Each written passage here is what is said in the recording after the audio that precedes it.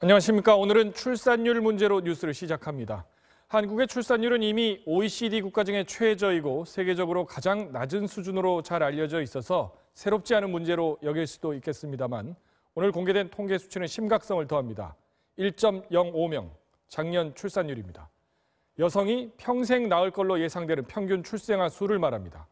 통계 작성 이래 가장 낮은 수치인데요. 보시는 것처럼 2000년에 1.4명이었는데 꾸준히 곤두박질 쳤습니다.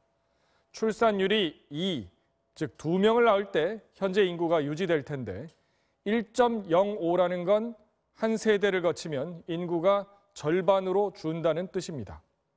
더 자세한 내용은 신지영 기자가 설명합니다. 작년 한 해 태어난 아기는 35만 7천 명. 한 해 출생아 수가 1년 전보다 무려 11%나 줄어들어 처음으로 40만 명 선이 무너졌습니다. 출산율은 1.05명, 역대 최저치로 정부가 최악의 출산율 시나리오로 생각했던 1.07명보다 더 나쁜 수치입니다.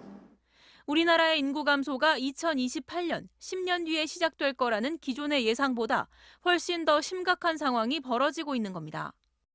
생산할 수 있는 노동자들도 더 부족해질 수 있고요. 소비를 할 수 있는 사람들도 더 부족해질 수 있습니다. 반면에 노인 인구는 많아지면서 어떤 재정적인 위기도 더 다가올 거라고 생각합니다. 인구 감소는 한 나라의 존립을 위태롭게 하는 요소가 될 수 있습니다. 유럽 선진국을 포함해 OECD 평균 출산율은 1.68, 이웃나라 일본도 1.45나 됩니다.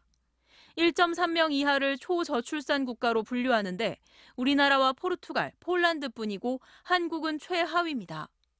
문제는 앞으로의 전망이 더 어둡다는 점입니다. 통계적으로 출산율에 가장 큰 상관관계를 나타냈던 요인은 혼인과 실업률, 집값 등 3가지. 그런데 작년 한 해 혼인 건수는 1년 전에 이어 또다시 큰 폭으로 줄었고 청년 실업률은 지난해 역대 최고치를 갱신했습니다. 정부는 저출산 문제 해결을 위해 10년 넘는 기간 동안 80조 원이 넘는 재원을 투자해왔습니다. MBC 뉴스 신지영입니다.